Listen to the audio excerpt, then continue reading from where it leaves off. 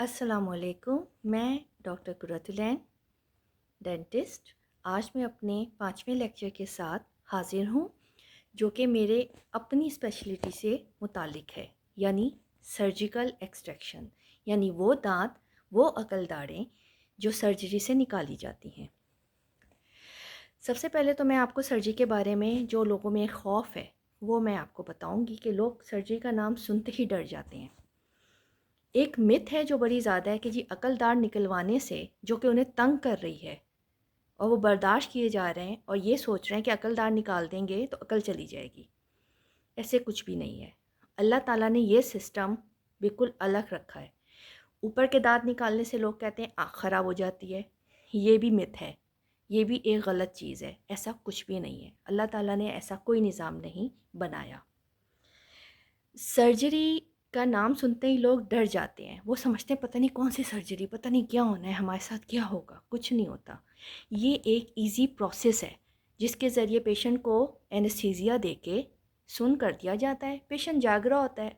हमारी मशीन्स होती हैं जो काम कर रही होती हैं। यानी दांत को ज़ोर आजमाई करके तोड़ तोड़ के निकालने से बेहतर है आप सर्जरी करके फटाफट निकाल दें। बाद में जो हिस्सा हम खोलते हैं उसको वहाँ टाँके लगा देते हैं जो 6-7 दिन के बाद खुल जाते हैं। तो सर्जरी कोई डरने वाली चीज़ नहीं है। सर्जरी एक आसान तरीका है अकल दाढ़ों को निकालने का, जो फंसी हुई होती हैं अकल दाढ़ें, ठीक है। और वो दांत जो बहुत ज़्यादा टूट गए हैं, अंदर इन्फेक्शन हो गया है और उसको यानी मसूड़ों को कट यानी सुन करके फिर वहाँ कट लगा के खोल के उनको अंदर से बाहर लाना है। उसके लिए सर्जरीज हम लोग करते हैं। अब ये सर्जरी कब पता चले पेशेंट को कि मुझे अकल दाढ़ की प्रॉब्लम हो रही है।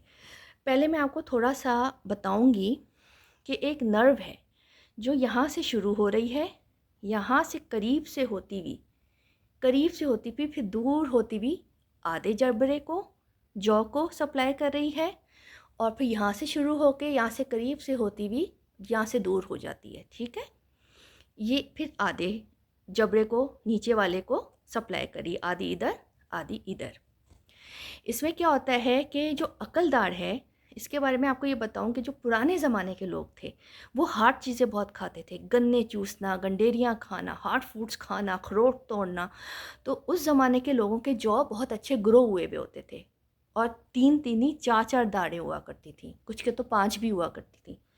फिर जनरेशन टू जनरेशन जब लोगों ने हार्ड फूड कम कम करके खाना शुरू किया तो जाहिर सी बात है अल्लाह ताला ने दांतों का साइज़ तो वही रखा, जॉ पूरी तरह ग्रो नहीं हुए, छोटे जॉ रह गए, ठीक है, पूरी तरह डेवलप ही नहीं हुए। क्योंकि आजकल के बच्चे ज़्यादातर जंक फूड खाना शुरू करते हैं। उन्हें फ्रेंच फ्राइज़ दे दो, उन्हें बर्गर्स दे दो, मैकडोनल्ड्स खाना है, KFC खाना है, ये सब सॉफ्ट चीज़ें हैं। वो गंडेरिया गन्ने उन्हें कुछ नहीं पता, ठीक है। कभी खा ली कभी नहीं खाई मौसम के लिहाज से, ठीक है। अखरोट तो तोड़ना बहुत ही दूर की बात है। तो अल्लाह ताला ने दांतों का साइज़ तो वही रखा है, जॉ हमारे छोटे हो गए तो दाढ़ें भी कम हो गई। अब वो जो तीसरी दाढ़ निकलती है वो निकलती है ये एंगल पे, यानी हलक के पास। यहाँ बोन होती है थिक, ये जबड़ा यहाँ से थिक होता है, फिर आहिस्ता आहिस्ता आके यहाँ से थिन होना शुरू हो जाता है। क्यों? क्योंकि जो हमारे आगे के दांत हैं उनसे तो हम खाना चबाना नहीं करते, सिर्फ कोई चीज़ काटते हैं। तो अल्लाह ताला ने वो दांत जो हैं छोटे छोटे यानी थोड़े पतले पतले बनाए, लेकिन जो दाढ़ें जिनसे हम रोटी वगैरह खाते हैं, हार्ड फूड खाते हैं, वो ज़रा चौड़ी चौड़ी होती हैं। अब वो जो दाढ़ है वो जो है ना यहाँ एंगल पे निकलती है, यहाँ पे जहाँ पे बोन ज़रा हार्ड है। अब पेशेंट को कैसे पता चलेगा कि मुझे उस क्या सिम्टम्स होंगे, क्या साइंस होंगे उसके? उसमें ये होता है कि पेशेंट हमारे पास आता है कि डॉक्टर साहब मेरे सर में दर्द जा रहा है, मेरा यहाँ दर्द जा रहा है, मेरा मुंह खुलने में तकलीफ़ हो रही है, मैं खा नहीं पा रहा हूँ, मुंह मेरा कम खुलना शुरू हो गया है, ठीक है। ये पेशेंट कंप्लेन लेके आता है। वो इसलिए कि जो यहाँ से नर्व या नाड़, लोग एक आम जो लोकल टर्म है वो यूज़ करते हैं, जी हाँ नाड़ में नाड़ है, तो वो नाड़ जो है इधर से शुरू होकर जब इधर जा रही होती है तो वो 5 ब्रांचेस में बन जाती है, ठीक है। एक सर में जा रही है, एक नीचे जा रही है, एक इधर जबड़े में जा रही है, एक इधर जबड़े में जा रही है, ठीक है। तो वो क्योंकि यहाँ होती है एंगल ऑफ द माउथ में, ये एंगल कहलाता है, थिक जगह होती है और हलक के पास होती है। तो फिर उसका जाहिर सी बात है वो ये सारी कंप्लेंट्स लेके हमारे पास आता है। तो हम उसका एक एक्सरे करवाते हैं जिसे कहते हैं OPG। OPG कहते हैं। वो OPG एक एक्सरे होता है जिसमें आपका पूरा व्यू आ जाता है, अपर जॉ भी आ जाता है, लोअर जॉ भी आ जाता है, वो जो नर्व जो कैनाल में से गुजर रही है वो भी दिखाई देती है। उससे हम ये डिटेक्ट करते हैं एज ए सर्जन, क्योंकि मेरी स्पेशलिटी सर्जरी है, तो उसमें मेरा पहला काम ये होता है कि वो दांत उस नर्व से दूर है, करीब है, उसकी जड़ें उस नर्व के अंदर, उस कैनाल के अंदर तो नहीं है। क्योंकि दांत ज़्यादातर जो होते हैं वो जो हैं, या मैं आपको कैसे बताऊं, मैं आपको कुछ तस्वीरें शेयर करूंगी अपनी वीडियो में, टेढ़े निकलते हैं। यानी ये दांत सीधा है और इसके साथ ऐसे वो टेढ़ा है, यानी आगे वाले दांत उसके रुकावट आया हुआ है, वो उसे निकलने नहीं दे रहा, वो अंदर ग्रो हो रहा है और सारा प्रेशर नर्व में लगा रहा है, तो इसलिए ये दर्द होता है। उसके लिए हम ओपीजी करवाते हैं ताकि हमें कंफर्म हो जाए कि ये केस हमने करना है या हमसे भी ऊपर वाले डॉक्टर, मैक्सिलोफेशियल सर्जन्स जिन्हें कहते हैं, उन्होंने करना है। मैक्सिलोफेशियल सर्जन्स कौन होते हैं? वो होते हैं जो, जैसे एक्सीडेंट हो जाता है, ये जॉ टूट गया, फ्रैक्चर हो गया, उसको ट्रीट करना, और इन केसेस को भी ट्रीट करना जिसमें नर्व इन्वॉल्व हो जाती है। एक बात हमेशा याद रखें कि जो अकलदाढ़ है उसके अंदर अगर वो पूरी तरह उगी हुई है मुंह के अंदर और उसमें कोई कीड़ा लग जाता है तो फिलिंग तो हो सकती है, लेकिन इसमें एक रिस्क है। वो रिस्क ये है कि अगर कोई आपसे कहना जी हम रूट कैनाल कर देते हैं, हम फलाना कर देते हैं, इसमें इसका काम सिर्फ आपको तंग करना है, ठीक है। इसको निकलवा देने में ही जो है आपकी प्रॉब्लम्स हल हो सकती हैं, वरना इसका काम ही तंग करना है, ये बार बार आपको डॉक्टर के पास विजिट ही करना पड़ेगा। उसमें ये होता है कि जो जो आप, और एक केस और मैं आपको बताती हूँ, अक्सर औकात ये इरप्ट हो रही होती है, ठीक है, और ऊपर थोड़ा सा मसूड़ा आया हुआ होता है, यानी कि वो मसूड़े को फाड़ के ही दांत बाहर आता है ना, तो उस मसूड़े दांत और उसके ऊपर जो मसूड़े की लेयर है उसके बीच में एक पॉकेट बन जाती है। आप जो खा रहे हैं वो पॉकेट के अंदर घुसा जा रहा है, वहाँ जाके बैक्टीरिया काम कर रहे हैं, सूजन हो रही है, मसूड़ा सूज रहा, खाया नहीं जा रहा, ये भी एक वजह है, ठीक है। और दूसरा जो मैंने आपको कहा है कि दर्द रेडिएट करता है ऊपर, इधर जॉ खुलना बंद हो जाता है, तो जो पूरे इरप्ट हुए हुए अकल दाढ़ें होती हैं ना, उनमें फीलिंग्स तो हो सकती हैं, लेकिन कभी भी रूट कैनाल्स मत करवाइएगा, क्योंकि ये मेरे 18 साल की लाइफ का तजर्बा है कि मैं नहीं करती। उसकी वजह क्या है कि जो रूट कैनाल्स में जो बारीक बारीक फाइलें जिनसे हम दांत के अंदर की नालियाँ साफ़ कर रहे होते हैं, अगर हादसाती तौर पे वो हमारे हाथ से स्लिप हो जाएं या स्लिप हो जाए तो वो कहाँ जाएंगी? सीधी सांस की नाली में। तो ये एक बड़े ही, यानी कि ये तो बात वो हो गई कि खुदा ना खास्ता पेशेंट की ज़िंदगी पे बात आ जाए, ठीक है ना। जब सांस में कोई चीज़ अटक जाएगी तो प्रॉब्लम होगी कि नहीं होगी, उसकी सडन टेबल साइड डेथ भी हो सकती है। तो ये एक रिस्क है जो आपने कभी नहीं लेना। हाँ, सर्जरी आप करवा लें, सर्जरी बहुत ईजी प्रोसेस होता है, मैंने खुद भी करवाई नहीं अपनी, क्योंकि मेरा भी मुंह बंद हो गया था। अब सर्जरी में होता क्या है? सर्जरी में पहले तो हम मेडिसिन देते हैं कि अगर कोई इन्फेक्शन है वो ख़त्म हो जाए, फिर पेशेंट हमारे पास आता है, वो ओपीजी भी लेके आता है। अगर हम डन करते हैं, हाँ जी आपका केस मैं कर दूँगी, हो जाएगा आपका केस, नर्व से दूर है, निकल आएगा। फिर हम एनेस्थीसिया देने के बाद फिर पेशेंट आराम से लेटा रहता है, अपना आँखें खुली हुई होती हैं, हम उससे बातें करते रहते हैं सर्जरी के बीच में कि उसका ध्यान ज़रा बढ़ता रहे, ठीक है। फिर हम उसके बाद सर्जरी करते हैं। अब ये पूरा एक प्रोसेस है, आपको शायद समझ ना आए। हमारे पास छोटी ड्रिल मशीन भी होती है जो वहाँ से जिस हड्डी के अंदर दांत बैठा हुआ है, ठीक है, उसको, हड्डी को हटाना, ड्रिल से, छोटी सी ड्रिल होती है, उसे हटाना, उसे कहते हैं बोन गटरिंग करना, ठीक है। उसके बाद जब वो दांत थोड़ा सा ढीला होना शुरू हो जाएगा और हम फिर उसे आसानी से पकड़ के निकाल देते हैं, और जो जगह हमने खोली होती है मसूड़ों को कट करके नाइफ के साथ इंसिजन दे के उसको हम वापस बंद कर देते हैं, टाँके लगा देते हैं। 6 से 7 दिन के बाद वो टाँके खुल जाते हैं। पेशेंट, अब सर्जरी के बाद क्या होता है? सर्जरी के बाद यही होता है कि हम पेशेंट को 1 से 2 दिन जो है उस पर रखते हैं, इंजेक्शंस पे, डिक्लोरॉन वगैरह के जो इंजेक्शंस वगैरह आते हैं, जो पेन किलर इंजेक्शंस की बात कर रही हूँ मैं, वॉरेन है, डिक्लोरॉन है, और भी बहुत सी कंपनीज़ बनाती हैं।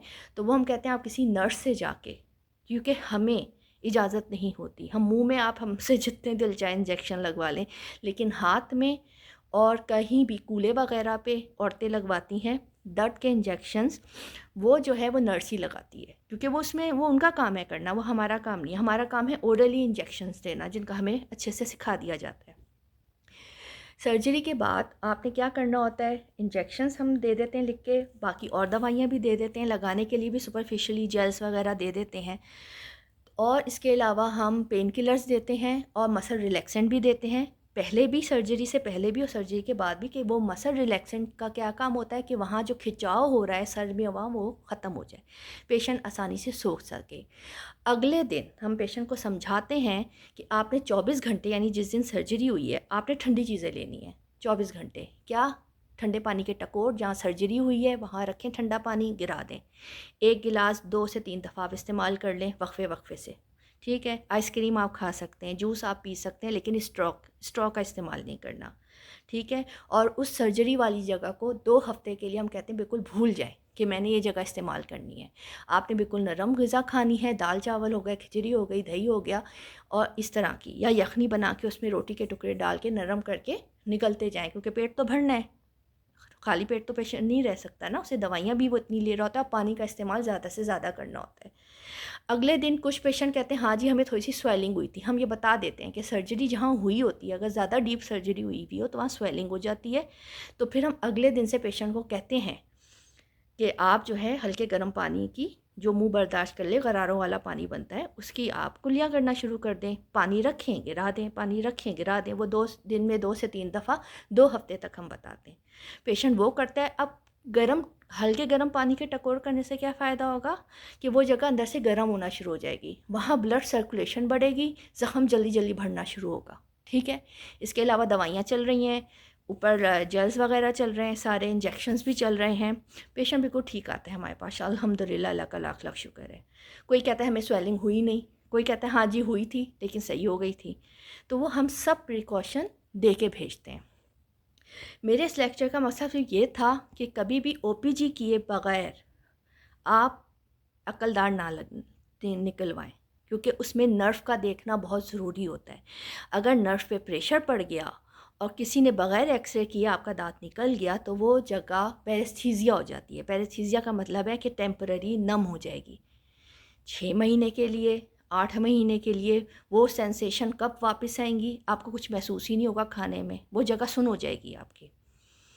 कब वापस उसकी सेंसेशन होनी है, कब वो नॉर्मल होना है, वो किसी को नहीं कहता। तो इसलिए बग़ैर ओपीजी करवाए बगैर, और जिस डॉक्टर से आप करवा रहे हैं आपकी उसको श्योरिटी होनी चाहिए कि ये सर्जिकल स्पेशलिस्ट है डेंटल का। अदरवाइज़ इधर उधर ना आप भागें, पहले कंफर्म करें कि सर्जरी है। अगर आप किसी भी डॉक्टर को दिखाते हैं, वो कहता है जी सर्जरी होगी, तो उसमें आप पता करें कि वो सर्जिकल स्पेशलिस्ट है कि नहीं है। ये तो नहीं कि वो एवं ही बस सर्जरी करके तोड़ फोड़ के निकाल देगा दांत, उसमें फिर और कॉम्प्लिकेशंस हो जाती हैं। पेशेंट हमारे पास आते हैं जी हमने दांत निकाला था, तोड़ तोड़ के उसने निकाल दिया, अब मुंह खोला तो अंदर जिस बोन में से उन्होंने दांत निकाला था वो नंगी पड़ी है, यानी हमें नज़र आ रही है। फिर उसकी हम ड्रेसिंग्स करते हैं मुख्तलिफ़ मेडिसिन्स की, तो जाके वो ज़ख़म भरना शुरू होता है। वो एक और समझे टेंशन होगी पेशेंट के लिए, लेकिन हो जाता है, ठीक हो जाता है, हर चीज़ का इलाज है, ठीक है। तो इन सब बातों को आप ज़रा, मैंने जो आपको इस लेक्चर में दी हैं, ज़रा ध्यान में रखिए। लेक्चर थोड़ा लंबा हो गया है, लेकिन सर्जरी का एक ऐसा टॉपिक है जिस पर समझाना ज़रूरी होता है। आपके कोई भी क्वेश्चंस हों आप मुझसे यूट्यूब पे मेरे चैनल पे पूछ सकते हैं, और दूसरा मैं मरहम ऐप पे एज ए वीडियो कंसल्टेशन काम करती हूँ, डॉक्टर कुर्रतुल-ऐन मंडी बहाउद्दीन से हूँ मैं, ठीक है। तो आप मुझसे वहाँ जाके भी वीडियो कंसल्टेशन कर सकते हैं, कॉल पे बात हो सकती है, और या यूट्यूब से ही आप मुझसे बात कर सकते हैं। अपना बहुत ज़्यादा ख्याल रखिएगा, अपनी फैमिली का। अल्लाह आप सब लोगों को बहुत खुश रखे, आमीन सुम्मा आमीन। अल्लाह हाफिज़।